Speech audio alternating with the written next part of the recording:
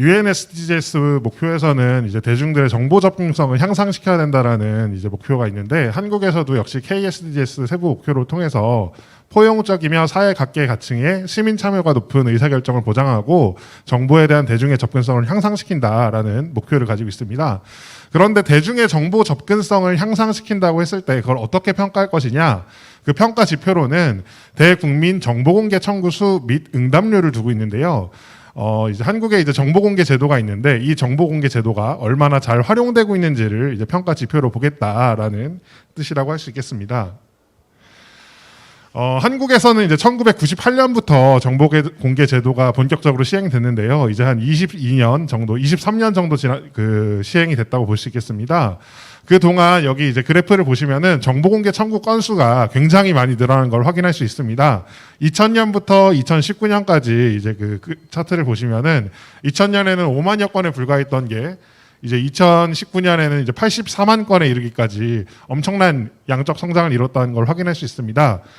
이제 파란 막대 그래프가 이제 청구 건수고요. 이제 빨간색 그 선이 이제 정보 공개율인데 이때 정보 공개율도 이제 2000년부터 2019년까지 거의 95%에 달하는 굉장히 정보 공개 청구도 많이 들어오고 정보 공개 청구에 대해서 정보 공개도 잘하는 아주 모범적인 모습을 볼 수 있겠는데요.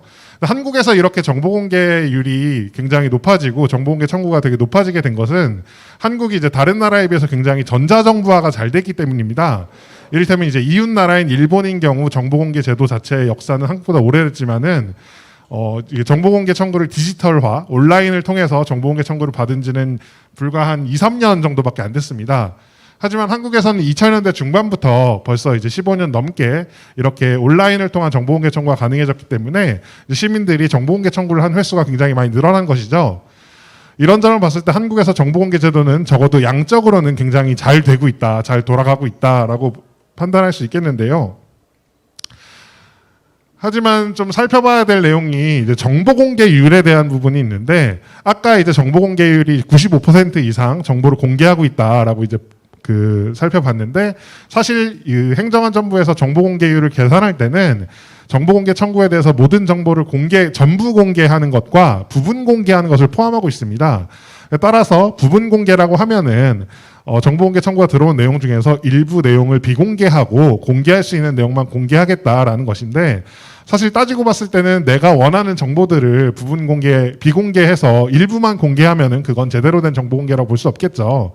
따라서 실제로 정보 공개율을 따져볼 때는 전부 공개 비율을 따져본 게 옳다고 생각하고 이 경우에는 이제 80% 수준까지 정보 공개율이 떨어진다고 볼 수 있겠습니다. 정보공개법에서는 이제 모든 공공기관의 정보는 시민들에게 공개해야 된다라는 게 이제 원칙으로 돼 있는데요. 근데 이제 일부 비공개 조항이 적용될 경우에만 비공개를 한다라고 이제 예외 조항을 두고 있습니다. 그런데 이 예외 조항은 말 그대로 예외 조항이 돼야 되는데 지금 정보공개 청구가 들어왔을 때 한 20% 정도는 좀 이런 비공개 조항이 적용되고 있다라고 볼 수 있겠죠. 상당히 광범위하게 비공개 조항이 적용되고 있다는 걸 확인할 수 있습니다. 그런데 이 비공개가 이제 적당한 비공개인지 법에 따른 비공개인지 아니면은 뭐 법에 따르지 않은 비공개인지가 중요하겠는데요.